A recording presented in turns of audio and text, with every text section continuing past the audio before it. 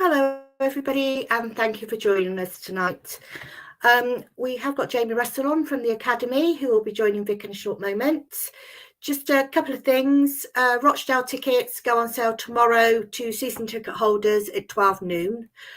So if you want to get those, that's online and in the shop.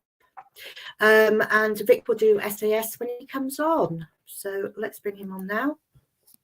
Evening, Vic. A very good evening to you, Chris. Yes, I do have SAS news. From tomorrow at 7 on phone bookings only, they'll be taking bookings for Walsall, which of course is the 14th of March, if memory serves. The day before the 15th of March, which of course is a historic day in our club's history, the Ides of March, Swindon 3, Arsenal 1, but we won't go on about it too much. Walsall Way, bookings for that tomorrow from 7 on the phone. And as you rightly told me a couple of minutes ago, Chris, Leyton Orient is sold out, so they won't be taking any more bookings for that. So Walsall only from 7 o'clock tomorrow night. Yeah, and it's all ticket now for Leyton Orient supporters, only people on their database, so is what we've heard. So that's good. Okay, should we bring Jamie on? One thing, at 8 o'clock, Fools Rush In have got Fabio, what's his surname, Vic? Fabrizio Picaretta. That's it, Picaretta. On with them, and they're starting the earlier time of 8 o'clock because of the time difference over in Italy. So when we finish, you can switch straight over to them. So yeah, because Fabrizio, a great guest for us a couple of years ago, wasn't he? Yeah. Just brilliant, and one of our friends. Fantastic. So well worth looking at. Yeah. Definitely. Yeah. Okay. Hi, Jamie. Hi, how are you? Well, good, thank you. Thank you so much for taking the time to join us. As people will realise, you are still at work. So thank you for that. Most grateful. So I will leave you in Vic's capable hands. If we have any questions, please leave them in the comments. As always, we'll get through as many as we can. And I am going to switch myself off now. Chris, thanks very much indeed. Jamie, thank you ever so much for joining us this evening. And one thing strikes me, I mentioned this to you a little earlier. Behind you, you've got two of the Swindon Town greats, haven't you? There's Don Rogers and John Trollope behind you. Now, we're talking about the products of the youth system tonight. My goodness me. If you want to look to two great examples of a youth system, they're it, aren't they? Yeah, fantastic. And also live the values of the club all the way through. And we're still heavily involved with John Trollope, and obviously go to his shop and get medals and different things like that. So yeah, they live the Swindon values, and that's something that we epitomise within the academy. Yeah, we'll get onto those values a little later, but let's talk about you first of all, because I was looking through your CV last night. My goodness me, you've done a bit, haven't you? I think it's fair to say. Sorry about beating Salford on Saturday, because you were there for a little while, weren't you? One of the clubs that you've been involved with, West Bromwich Albion, Aston Villa, the Manchester Football Association, Everton, and Salford, as well as copious other things. How did it all start for you? So I was at Dundee as a young player, and fractured my skull. An accident with a goalkeeper, so his elbow went into the back of my head. From that, I had a difficult 6-month period where I wasn't really going to get back to the place where the club thought I was going to get to, and probably, if I was going to be honest, I knew I wasn't going to get back to that place as well. So back in the day, before mobile phones and internet and all of this, I got an opportunity to go out to America to take part in a part-funded scholarship. So it was a little bit of a leap of faith in which I went over. From that, part of the degree course was coaching and working in like the community programs. And within America at that time, it was like Alexi Lalas, John Harkes, Roy Wegely, those kind of players that were flirting with like the English Premier League and coming over. The US World Cup as well. So like Alexi Lalas was quite a big name at the time. So, and they didn't have an academy system. So there was little bits and pieces that we did with LA Galaxy before they became like the well-known LA Galaxy. But it was just something I really enjoyed, really took to. Really enjoyed looking to develop some of the younger players. And from that, I finished my degree. I came back to England and finished my degree at Wolverhampton. And then started picking up bits and pieces with Villa and then Birmingham. So just working across different parts really. So like community coaching, just getting loads and loads of real coaching experience that qualifications can't give you. And like I often say to the coaches nowadays, don't be in a race to get qualifications and to try and work up the food chain within an academy system or a football club. Just really embed your knowledge in everything you do, and give yourself every opportunity to work with different groups. You know, I did some PE lesson covering, which was probably some of the hardest lessons I've had to do, because some of the children didn't want to be there. So having to work with children like that and trying to entice them into actually enjoying what you were doing was so difficult. So then when you come into football and everyone wants to be there, it's so much easier. So I think it was interesting because Aaron Danks, who's now first team coach at Middlesbrough, and he was doing some stuff at Aston Villa, like we went through a similar route. We went from Birmingham, and then we both went to West Bromwich Albion. And Dan Ashworth, who went on to be England's technical director, was West Brom's academy manager at the time. He went on to be technical director at West Brom, and pretty much brought a small team across with him. A lot of us left Birmingham, which for me was difficult because I'm a Birmingham fan, and kind of started the West Brom revolution, really. So West Brom at the time was a centre of excellence, used to train on sand-based astroturfs, wasn't really anything in particular, but I think we all as staff kind of brought into Dan's kind of dream as to where he could take it. And if you look at where he's gone, Dan obviously went on to Brighton from England, and now he's at Newcastle. Wherever he's gone, he's just had real success. So we got academy status, and then as an academy, the whole categorisation came into play. So Category 1, Category 2, Category 3, and Category 4 academies. So that was Premier League and part of the EPPP came in at that point. So we went for Category 1, got Category 1, like worked so hard to get that status, of the understanding that nobody could take your players. So a Category 1 club couldn't take another Category 1 club's player. Literally, as soon as we got it, the following day, we lost Izzy Brown to Chelsea. Yeah. And all that hard work that had gone into it, and literally overnight, the chairman at the time, Jeremy Peace, threatened to pull West Brom as an academy, because he was like, you know, this is just so wrong. All the work that's gone into it and all the promises we were given that wouldn't happen has just literally happened straight away. And we were the first club straight away to lose an asset. And Izzy had made his debut at 16 against Wigan, was a real prospect, loads and loads of potential. But sometimes it's really, really hard to educate someone who's having their head turned with money and, you know, different opportunities that were around the corner. And I'm sure for what Izzy had there, it was life-changing where his life's gone to.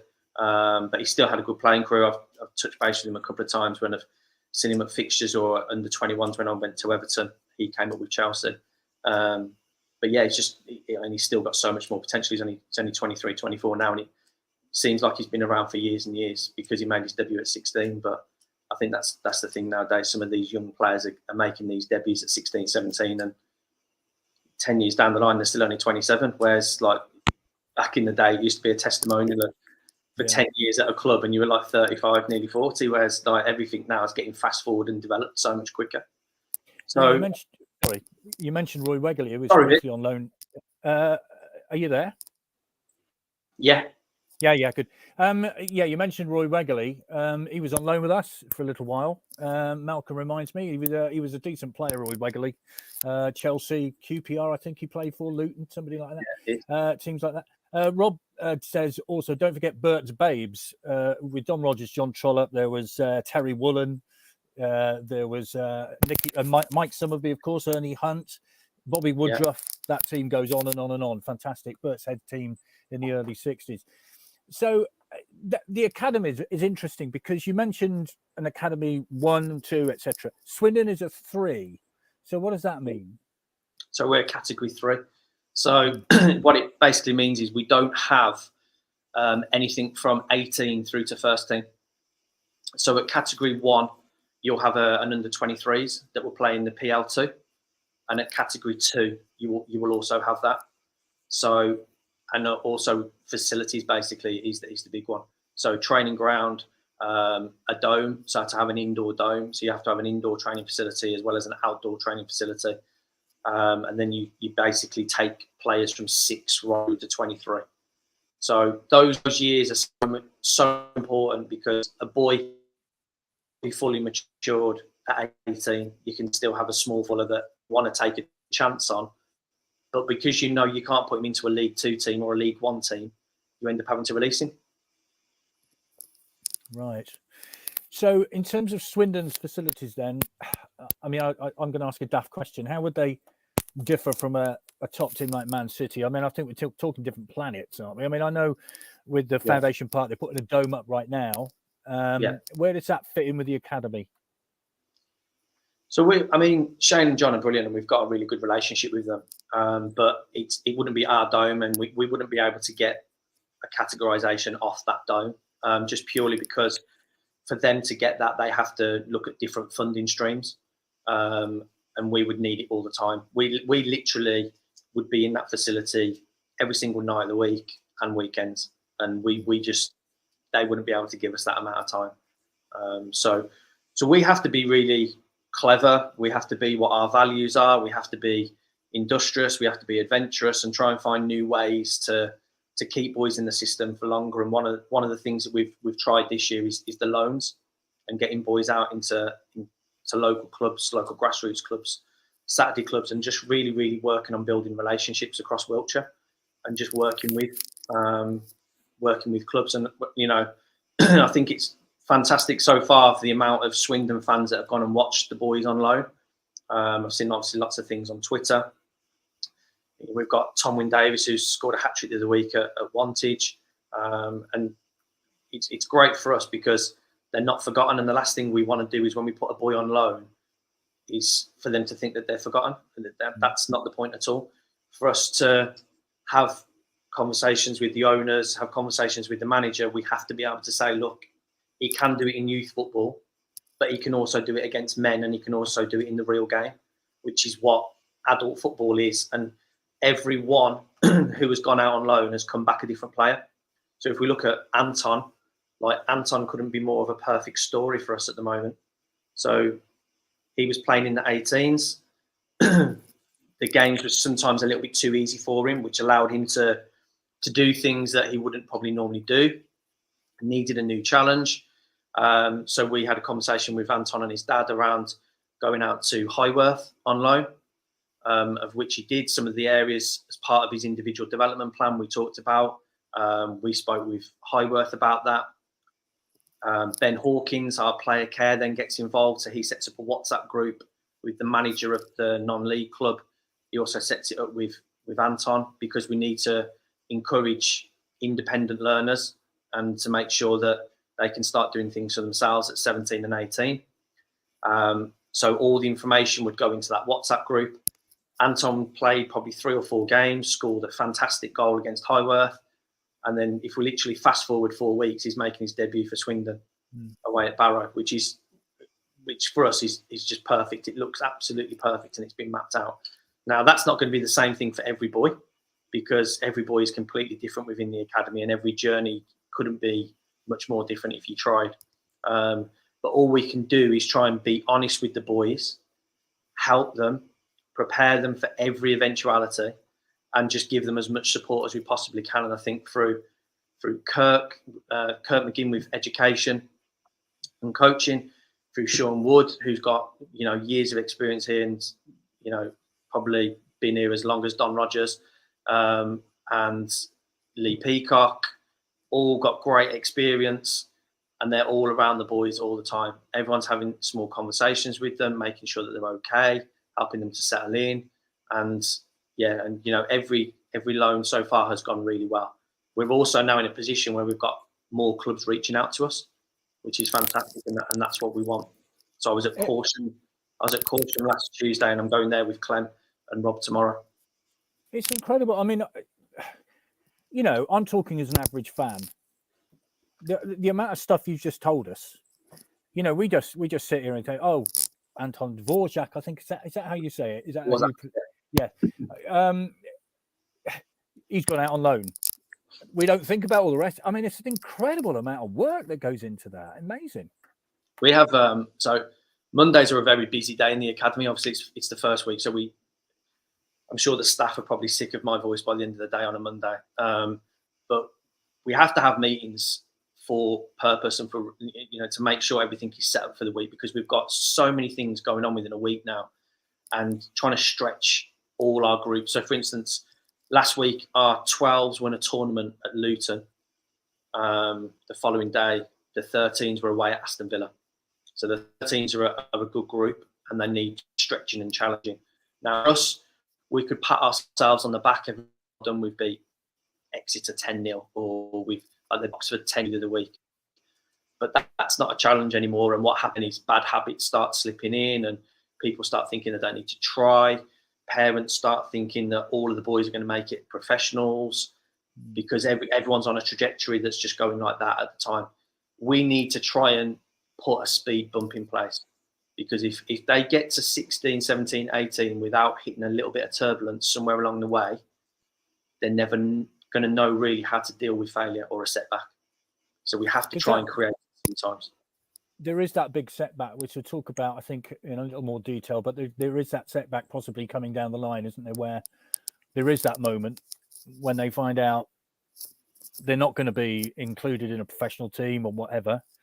A lot of them come back, of course, but they have to deal with that. And as young people, they have to deal with that, which is a difficult thing to do. Yeah, massive. The two biggest situations are probably scholarship and professional contracts. They're the two biggest ones. So within our under 17s this year, our current, a lot of boys that have been released from and I think that the biggest thing is that when you're in a boy, it's just Swindon's decision. That's not saying you're never. That's not us saying that you aren't good at football. That's just at this point in time, either through the depth charts, where boys are, that there's no place in that squad for another midfielder or for another defender. And sometimes, like everything in football, it comes down to finance. And sometimes there might not be any money to take a third or a fourth boy or a second boy on as a professional, or take a 10th boy on as a scholar, because then the club has to pay for that scholar. So we get funded for 9 first years and 9 second years. So in a total 18 boys. But let's say if there was one that we really wanted on top of that, the club would have to pay for it. So then that's up to me then to go to the board and to pitch and to go, right, this is why we need this player. This player must have a very, very good chance, in my eyes, of getting to the first team and being around it and being an asset for the club. Well, amazing stuff coming in. It's some messages coming in too. This is from Jojo. Lovely to hear an accent from home, Jamie. So many Midlanders are associated with town, and we are lovely folk. Great to hear your story. This from Craig, which is an important question, I guess. Do safeguarding requirements increase at level 2 or 1, or is there the same benchmark for this at all academies? Very important question, of course, which, category of academy.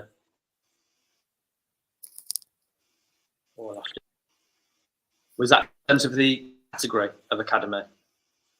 Sorry, I missed that bit. It just broke up a little bit. Just repeat what you just said. Yeah, no, sorry. Was it for if it's a category 1 academy or a category 3 academy? Yeah, it just says level 2 or level 1. Do the safeguarding requirements go up the levels, if you see what I mean? Yeah, so we have part of our audit, which we've just had, is around safeguarding and player care. It's a huge part. Obviously, when you're a category 1 and category 2, there would be more. That's just because there's more players. But in terms of the actual level, the level of importance is huge. No matter what category you are, it would just be that there's more players. So for us at the moment, we've got 7 players in host families. Now, that in itself is a full-time job, of which Ben balance is fantastic through doing that, as well as the player care across the academy. We try and take as much of the burden on for Ben as well to help him with that. So Kirk, as safeguarding officer and education, will go and do home visits with Ben.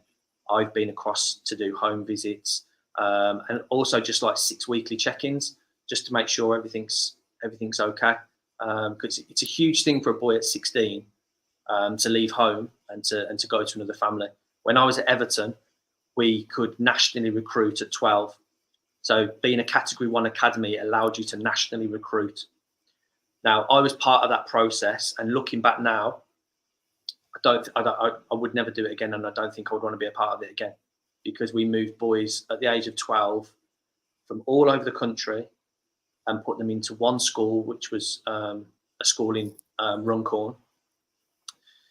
And has it worked? In one sense, yes, it's produced footballers, but there was so much along the way that we were dealing with for a first time, and it hadn't been prepared. And for me, it didn't sit right that there was no process.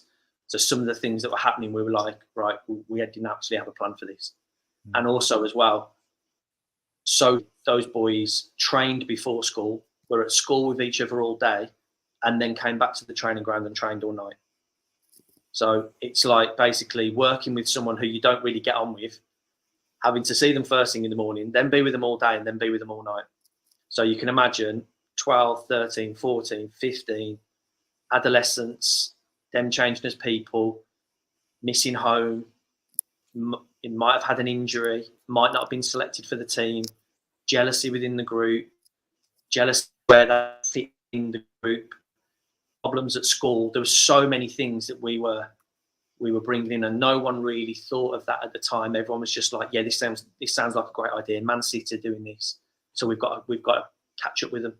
Whereas actually, we should have probably took a moral stand and actually gone, is this right for the boy? So has football learned lessons from some of the awful events that we saw in recent years? Because obviously, you know, a lot of high-profile cases, of course. So has football learned those lessons, do you think? From where it is, definitely. Yeah, from where it was, definitely. And I think football gets a real bad press sometimes, and academies get a real bad press. I think there's so many fantastic opportunities that young people get nowadays, and the amount of player care and support they get around their everyday, what they're doing, and the opportunities, the teams they get to go and play.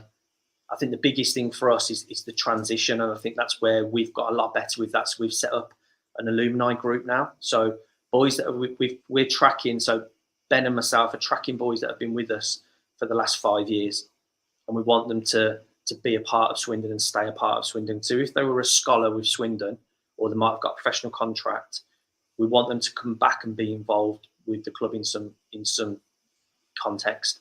So the programme's called Forever Red, of which Ben's been invited to the Premier League to actually present on our programme, our alumni programme. So talk about, you know, we had Arsenal, I think it was Everton, I think it was Chelsea, Southampton, Crystal Palace and us. So for us to be rubbing shoulders with those clubs, and for actually the Premier League to want to put together and use some of our ideas to actually put together a national player care programme around alumni and previous players is fantastic. But it'd be great for me to see a boy that's maybe not made it as a professional footballer at Swindon, but come back in as a coach, or come back in as an analyst or a nutritionist or sports science, because there's so many different departments within football. You don't just have to be a footballer to be in football. And like, as you said, Vic, at the start with my CV, like, you just have no idea in football where it can take you. It could literally just take you anywhere. But as long as, you know, you pick up and you take some clubs, and I think sometimes working with Magpies, because we go, yeah, that works, and I'll take it on to the next player. You can always learn. You can always something take you anywhere in the world. Yeah, incredible amount of stuff. I'm learning a lot, I have to say. And, you know, I haven't been around football a long time. I'm learning a lot. I mean, I live near Exeter, and I know that their academy is a fantastic academy, and they produce wonderful footballers, and the amount of work that they put in is incredible too. This is from Martin. How do the finances work from an academy? If we don't produce much youth talent or sell much, how do we balance books when you get average pros on free transfers most summers? Now, this goes back to what we were talking about before we started this, and how do you judge success, and how does the finance work? So is there pressure from the academy to produce 1, 2, 3 players that go on to play for the first team? Is that not a pressure? What is success? So that was my first question. What does success look like? And to be clear with what success looks like, obviously, the first thing we want to do is produce a player. In terms of the money coming into the club, it's an apprenticeship, so we receive funding from the LFA. We have to make sure that the boys get through their education. So one of the big things for us was the education program in-house, because it wasn't as successful as it should have been. And now with the hard work from Ben and from Kirk, it's in a fantastic place. So we now have more control over our boys. So if the first team manager needs them to train, we've got more flexibility with that, because we can offer that opportunity for them to go and come back. But as an apprentice, they have to achieve their education, and then we get the funding from that. If they don't get their education, obviously that has a knock onto the funding. So it's imperative that we control that and have more control over it. So at the moment, we're in a very good place. So our funding, our main funding comes from that, and the club has to make a contribution to balance the books. And that contribution is, the minimum is 150,000. At category 3, that's what the club has to put in, which is, and that's fine. So for us, success, what does success look like? Success can look like getting a player in the first team. Success can look like selling a player, which is what a lot of other Cat 3, Cat 2 teams do. Unfortunately, that's not what we want to do, because we want to get boys all the way through the system and playing for the first team. Success can look like going on to university and having a career there and having the opportunity to feed that back. So success can look different in many different ways. But our main thing that we want to do is get a player on the first team pitch. And that's where, like Plymouth last season, like I mentioned to you before, they won the 18s league, but they didn't offer one professional contract. So what does success look like there? So was it important to win the 18s league, or is it a success to try and get someone into that group? Now, we know that we don't have that group in the middle. We don't have that under 23s group. So that's why we've worked so hard with the loans program this year, so that any boy that we take on a first year pro or a second year pro, we've already built up a whole section from step 6 right through to step 2, building up good relationships with clubs of how they play, what they're looking for, how we can challenge boys. So we can literally go, right, bang, go into step 4 for a month. Right now, you go into step 3, because we can send them on youth loans. So we can be really, really flexible with it. Other clubs use this process. Other clubs don't really like it, because they probably haven't got so much control. But for us, it's really, really important that the boy understands what is needed of him to be a professional footballer. We can't wrap him up in cotton wool, because I've been at clubs where they go on their first loan at 19, 20. They've had all their training kit done for them from the age of 12. They've had flip-flops, towel, everything put out for them. They put it in the skip at the end. They have to take no ownership or no responsibility. And then they go out, and this was a real case. The boy had put dishwasher tablets in the washing machine and caused an absolute nightmare. But he'd got no life skills. No one from the club that he went to. And again, this is where player care was 5-6 years ago. Boys didn't know that, because they'd had everything done for them. And if they were one of the main players, everyone would do even more for them to make sure that they kept the player. So I think our model for next season around the loan process is going to be huge. And it's been really, really successful. And I think the other weekend, our 16s and 18s beat Portsmouth. We had Alex Bell getting 2 assists and I think 2 goals. We had Tom Wynne-Davies scoring goals. We had Sonny and Josh keeping clean sheets as defenders. We had Harvey, I think, assisting with Ben Bolden. So it couldn't have been a better weekend for us, because kind of everything had kind of worked. And, was it development over results? No, it was all about development. But because the development had gone well that weekend, we actually got results for us, and other people got results from it. So it was couldn't have been a better weekend all around, to be honest. Lots of questions coming in, which is great. AC says, please ask Jamie if he was recommending players to the first team in pre-season. Notice Kevin Joshua and Wakeling, amongst others, from the West Brom Academy. How does that work then? I mean, there's a couple of examples then. Do you recommend players for trials, as it were, in pre-season? How does that work? No, I know of Jacob from when he was at West Brom, but I wasn't at West Brom. When I came back to West Brom, he moved to Leicester. So he'd been released. He'd gone into Leicester's 21s. So no, I don't know him. I know from last season, I got on well with Louis Barry. But again, he just came to the club. So again, that wasn't That wasn't anything to do with me. Kevin Joshua, yes, I did cross paths with, but again, no. So you don't go to Scott Lindsay at the time and say, look, there's these two players who you think, no, okay, fair enough. There's too much going on in the academy for that. Okay. Right, this is from Lee Hawkins. Looking forward to seeing you at Caution tomorrow, Jamie. Great to see Swindon getting out in the community. David says, does the manager have a say in what you do or which players you want to keep? Now, I'm kind of guessing you're independent of Jody Morris. Am I wrong or right? How would you say that works? To be a successful academy, you can't keep changing every 2 minutes. So I've been here a year on the 1st of March and I've already had 3 managers. Yes. So, and 4 if you put Gav in there. Yeah. So if we did that, that was, for me, that was Everton's downfall. Everton went from Alan Irvine to Roberto Martinez to Ronald Koeman to Marco Silva. And every single time there was a complete change in everything. So 1 minute, right, everyone's got to play 3-5-2. Next, everyone's got to play 4-3-3. Right, now the academy boys can't eat with the first team. Now, when it's nighttime, when there's a nighttime game, Martinez was big on training at the same time the game was going to be 24 hours beforehand. But at Finch Farm at Everton, it was next to the first team, one of the first team's floodlit pitches. He's fine with that, loved it. Wanted everyone involved, wanted the values of the club. Was absolutely brilliant for that. Ronald comes in, no training for the academy. So if we don't build our foundations properly and know what we are, we're going to always be constantly changing for whoever's going to come into the top. And the shelf life now of a manager, no matter who they are, you just don't know. It could be 6 games, 12 games, a season, 5 years. You just do not know.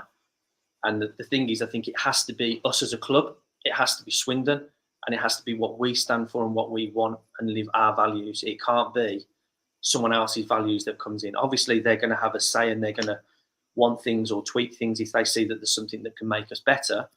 But I think the biggest thing for us is we have to live and breathe what we are. And that's, when I came in and we discussed about the academy's values, the biggest thing for me was, Alex Pike, Sean Wood have been in and around the area all their life, Swindon fans through and through. I can't come in and tell them what a Swindon value is. I can't come in and say, right, we're going to be Barcelona now, or we're going to be Paris Saint-Germain, or we're going to have a German style of football. No, we have to be what's us and what fits us and what works for us. So our values came from the badge, which is the most important thing because you wear it every single day. So you have to live it. So the industrious part is what we are. And like I said to you beforehand, no one gets a pat on the back in the academy for working hard because it's a given. If you are going to wear the Swindon badge every single day, you should be working the hardest you can work to develop the players or as a footballer to represent the club. Absolute given. The minimum requirement. Yeah. More coming in. This is from Steve. I appreciate that Jody's only been here 5 minutes, but has he spent or is going to spend much time at the academy, where the STFC will become an offshoot of Chelsea and our kids get even less of a chance? Now, yeah, this is interesting. I mean, Chelsea have a ridiculous amount of players out on loan, don't they? At any given time, I think it's 40-odd players out on loan. In fact, they have a loan manager, I think it's fair to say. You can see the question, can't you? Because obviously Jody Morris was involved with the Chelsea Academy, etc., etc., etc. Does that help you because he has a knowledge of an academy? Does that help you in a way? It gives us a common ground to talk about. So myself and Ed, we've already spoke about. So Jude Sunsup Bell the other week when he went to Tottenham. So he was a Swindon Academy player. He obviously went to Chelsea. And I was talking with Rob Angus about, obviously we were looking at sell-ons and different things like that and finding things out. So I was on the phone to Chelsea and I just happened to see Ed in the corridor and we just ended up having a conversation about Jude and academy players. So I think when people have always come through a development route and an academy system, I think they're a lot more aware of the day-to-day run-ins. And I'm not saying there's a lot more in an academy, but at times there are more plates that we're spinning, because you don't have so much the staffing around, and also you're dealing with and working with children. So you have to make sure that everything is planned and prepared. And even for us, the most simplest of things, if we play a game of football, we don't have a training ground. So it's, where are we going to play that game of football? Yeah. Where are we going to get the referees from? And, I'm sure the boys just turn up as if some magic fairies just, oh, brilliant, we've got a pitch, we've got a ref, we've got this and we've got that. But all the work that's going on in the background, it's huge sometimes just to get a game on, or if someone wants to change the day of the fixture, it has a massive effect on us.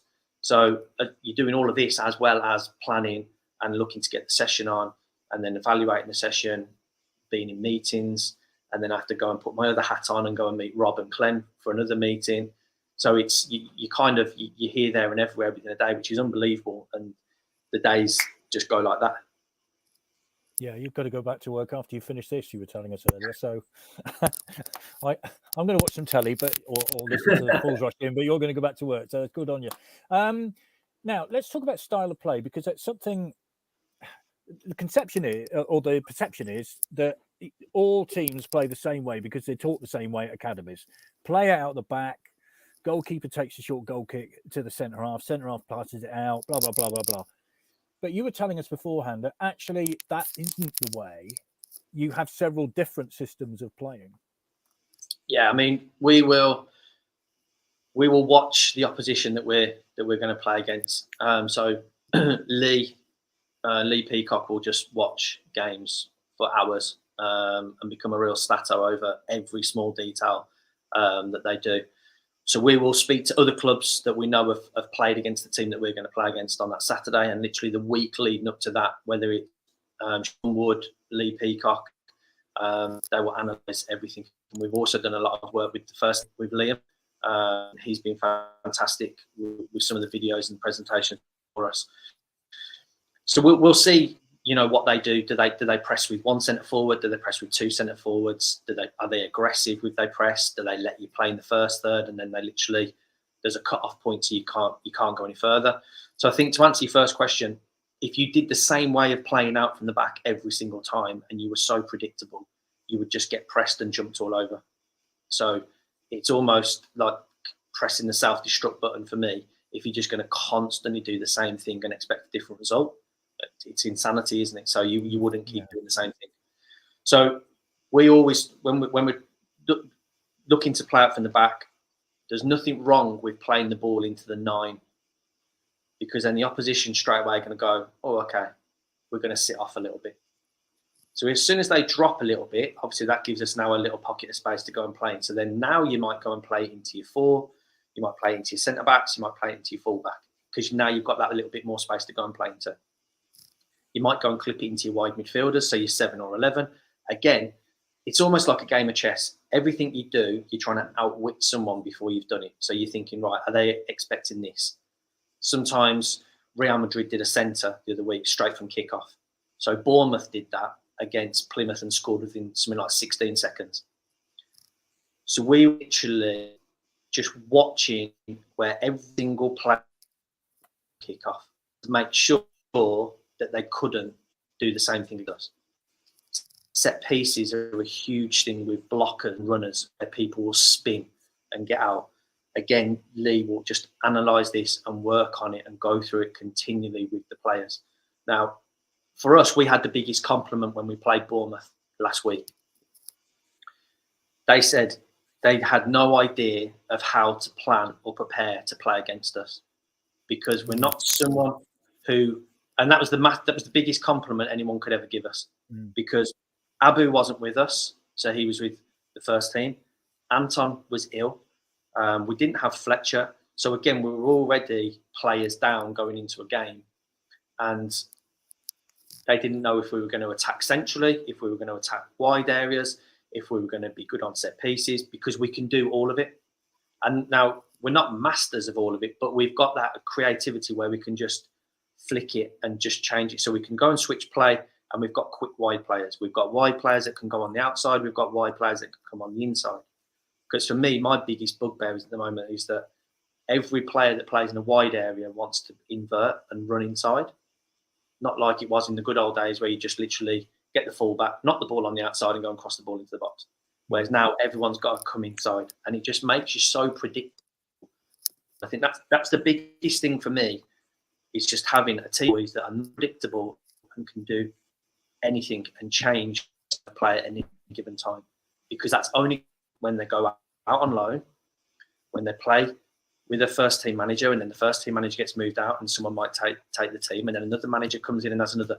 If they've had a little taste of so many different ways of playing, then nothing's new. And I really like Manchester City's academy. I think it's fantastic with what they do, but they're all very kind of rubber stamped with patterns. So X plays to Y to Z to have the shot, and it's all very like now. If Y gets released and he's not at the club anymore, and he goes to a new club, he's looking for the pass from X and he's looking for the movement from Z, which now isn't happening because they haven't got a clue what he's doing. So it's taking him now so much longer to settle in and embed himself into a new environment, which can be really, first of all, it's going to be really difficult coming away from Manchester City. Secondly, then it's going to be really difficult coming into a different playing philosophy and a different style of play. Whereas I would like to think that our boys are very now adaptable into 3-5-2, 4-3-3, whether it's a single pivot or a double pivot, and just playing in a different style. But that takes time to embed. Wow. Jamie Newton, another Jamie. Hello, Jamie. What a great interview. Hugely informative and insight into areas of work behind the scenes fans never get a look into. So much hard work nobody knows about. Fingers crossed we see more prospects in the first team down the line. Now, Ian asked this very interesting question. Jamie should be first team manager. Now, I know you've got a UEFA Pro A license. What's the actual credentials you've got? You've got very high credentials, haven't you? So yeah, A license. Yeah. And then I just passed my talent ID level 4, which is kind of like management, high level management. So it's one below, kind of like technical director kind of thing. So Premier League. I mean, I'm not asking whether you want to become I will ask whether you want to become a manager or not. But are you able then to now become the manager of a football team with that sort of credentials? Yeah. With an A license, yeah. And with my other qualification, obviously that can take you down another route. So I think the whole reason for me going to West Bromwich Albion for a second time, obviously they always say don't go back to somewhere you've been, but I was going back in a different role, was head of recruitment. So I worked across the academy. So dealing with agents, dealing with all those, conversations, hard negotiations and different things like that. That was what I really enjoyed at Salford. So with Graham Alexander, who was the manager at the time, he would allow me to come into player meetings. So when we signed Adam Rooney and different players like that, obviously he came from the team. There was, obviously I'm not going to say he wasn't well paid because he was paid, but the factors as well that were involved. And it was really interesting to really understand and see like a negotiation firsthand, and also the places where these negotiations, it's not all plush 5-star hotels and all like secret rooms. Sometimes it was a Costa on the M6. Yeah, and it was just if it was convenient for him, because you've got to understand that this player's got a family.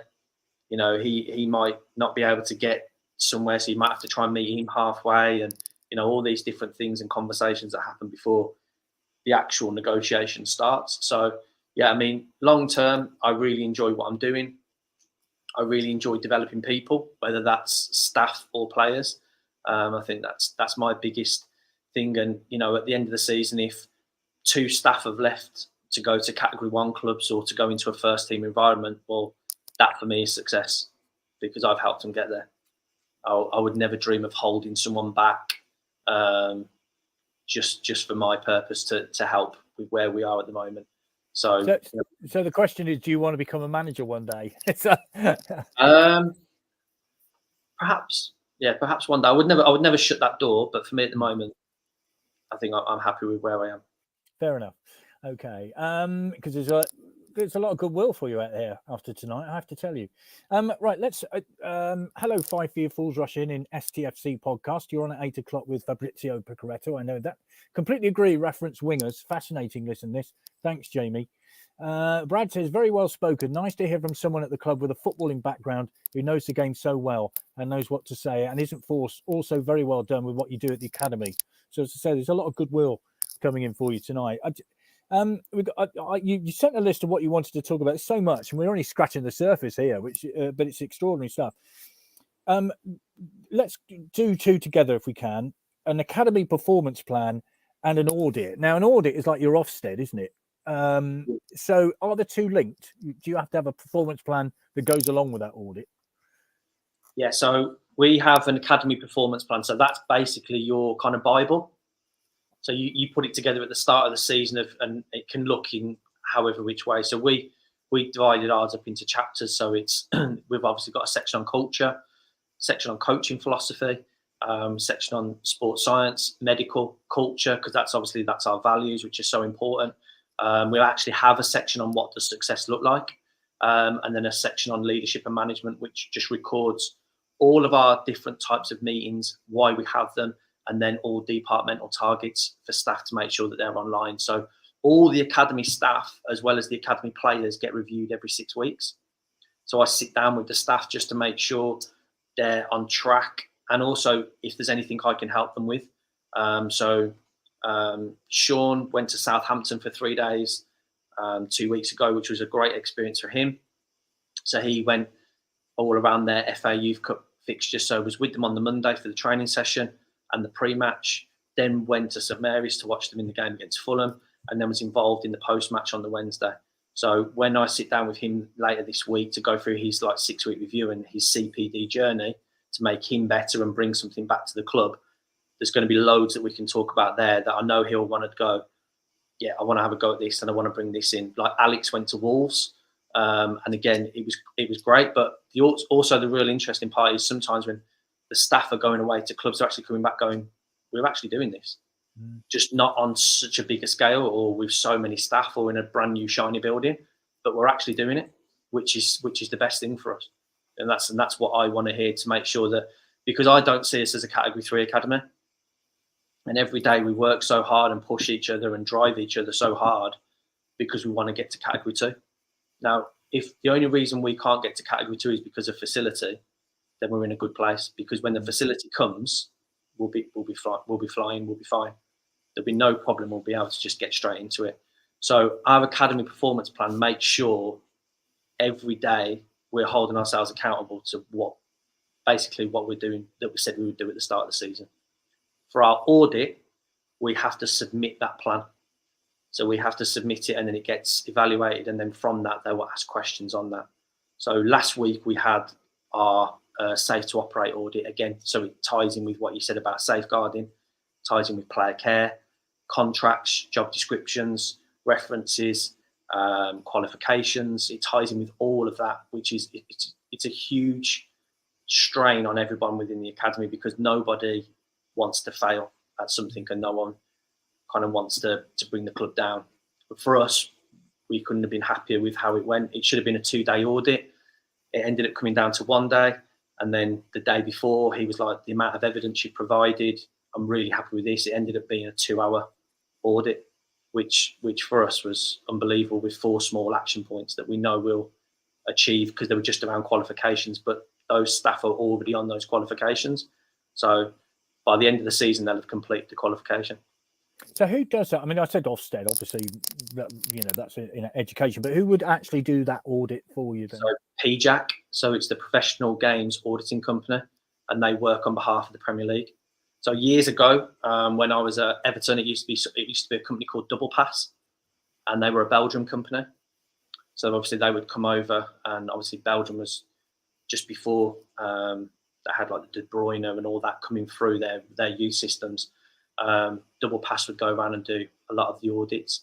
But I think the way PJAC have geared it is very good, because if it's a part of sports science and medical, then you will have someone with a sports science and medical background that will audit you. If it's coaching, you will have someone who's coaching. So it's very position and job specific, which is brilliant, and that's how it should be, because I can't go and tell medical what to do because I'm not qualified in medical, but I know I've got fantastic staff in Jack and Sam who will know everything from medical and sports science. So I have to trust them with those.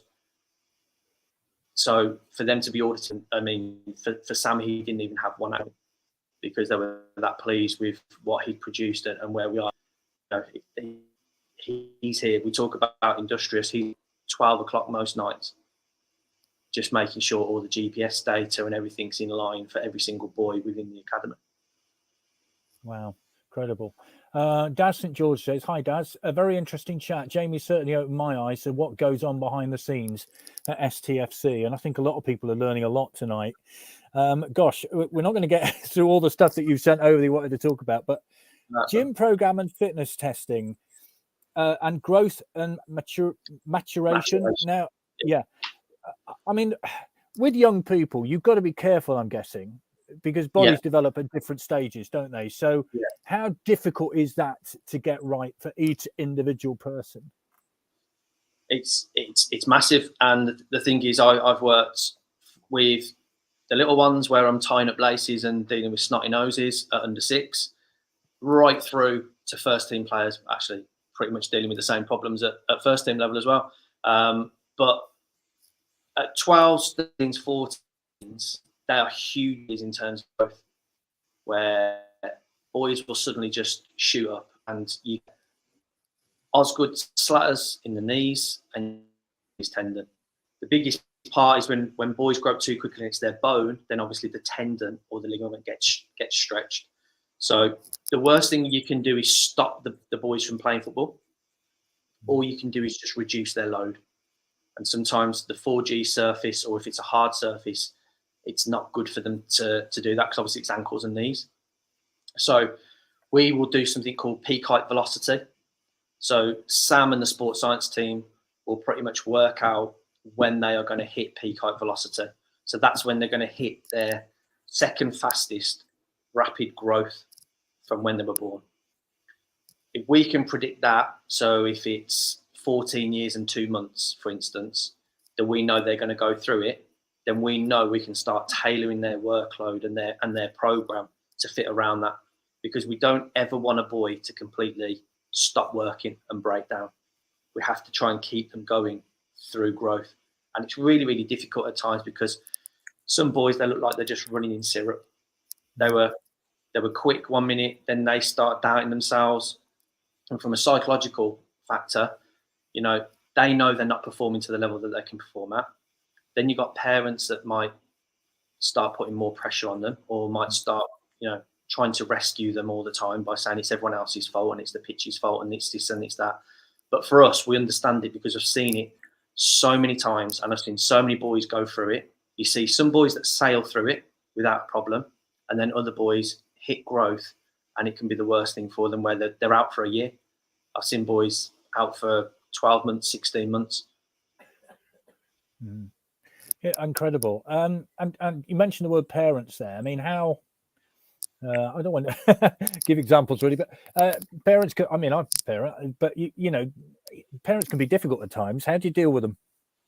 Yeah, it's difficult because some clubs will keep parents away and not talk to them and not give them any information. And I don't think that's the right thing. I think if there's an awkward conversation to be had, or a conversation that needs to be spoken, let's just speak.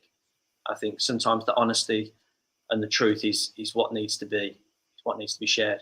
I think for me the biggest problem is with parents a lot of the time is they try and rescue the child.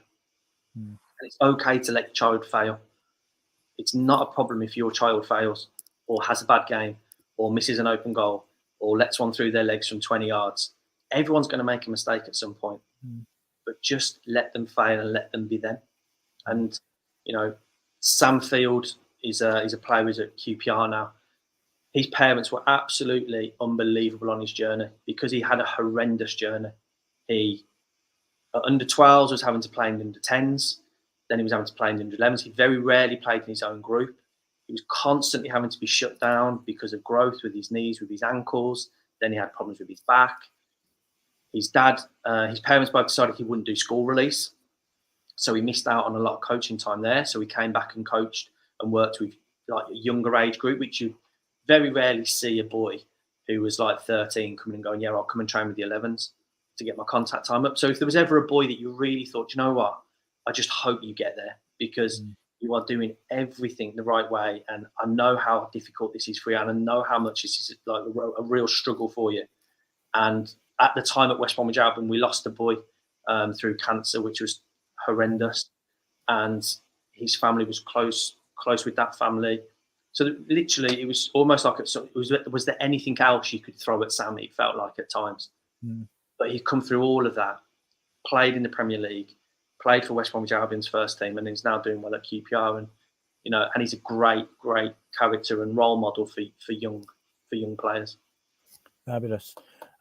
Just a couple of 5 minutes to go. So have you had conversations with Jody Morris yet? And I think you have, haven't you? You've talked to Jody about things. So I suppose those conversations are ongoing, are they? Yeah. Conversations with obviously Mildy. He's fantastic. So when we have technical board meetings, he's involved in those, and always got the young player at mind. And he does a lot of the correspondence, should I say. Gav's been excellent as well with younger players. So has Liam. And obviously Jody's been in the building 3 weeks. We've had a couple of conversations. Because they train at Beversbrook and the weather and different things like that, we haven't actually had a real chance to sit down because last week was half term. So we've kind of been in different places at different times. But no, we've had good conversation around development and young players, and he's very aware of the young players. Obviously, Abu's been in the squad since he's been indoor. He's asking about other boys that have been around. He came over to Newport, played at Foundation Park. I think he'd only been in the building one day, and he came over to watch the last 20 minutes of the game. So yeah, he's definitely going to be around development. And when we get more of an opportunity to properly sit down and chat, then we will do that. Okay, and let's just. We mentioned before about that moment when a young player has his dreams crushed, and there have been, examples of players that come back. Is there an aftercare? I mean, sometimes you kind of get the impression with football that these players have just sort of said, "Sorry, lads, it's not going to make it. See ya." Is that the case, or is there a lot of aftercare now? No, and that's with the new player care role that we have. That will be Ben's role to monitor and help and support for the next 3 years of their life. Now, whether that's an under 9 boy or an under 18 boy, there's no difference because he's a Swindon Town player. So we wouldn't put any more on it. But at certain times within their journeys, they're going to need people more than ever at certain times. So even with the meetings, we will have the room set up in a particular way. We will have people down the corridor that will to get them, sit with them.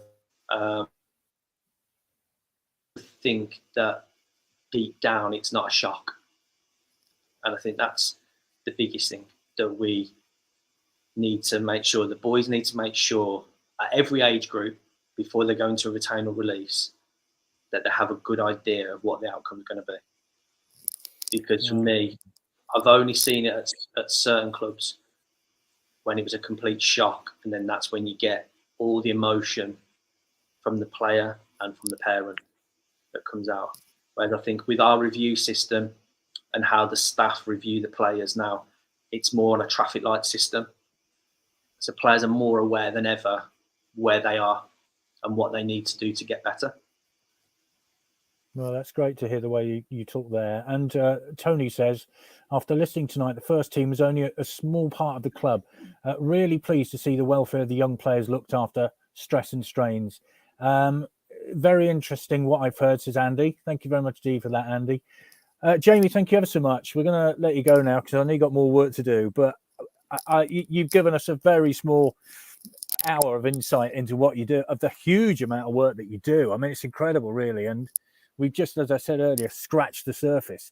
But would you come back at a later date and do a bit more for us? Definitely. No, definitely. And, thank you for having me. And it's a great opportunity for me to talk on behalf of the academy and, and reach out to all the Swindon fans. And, when we do send boys out on loan, we really do want you to come and watch and support them. And, even if they're not directly with Swindon Academy in years to come, they'll always be a part of Swindon. So it'd be fantastic for fans if Swindon aren't at home to go and watch them and support them. Well, happy first anniversary, we should say as well. That's coming up. you. So, I mean, you've done a lot in a year. So 5 years down the line, goodness only knows where you'll be. So thank you ever so much. That's brilliant. Thank you, Jamie. Thank you. Thank you, Jamie. That's been absolutely fantastic. It's gone down so well. And as Vic said, if you would come on again, that'd be, because as Vic said, I think we've only scratched the surface of what actually goes on. So that'd be fantastic. So thank you for giving us your time this evening. Thank you. And don't too late tonight. So thank you everybody much for watching. We will be back next Monday with the Monday night panel after the Harrogate game. So we'll be back then. Other than that, have a good week and we will see you then.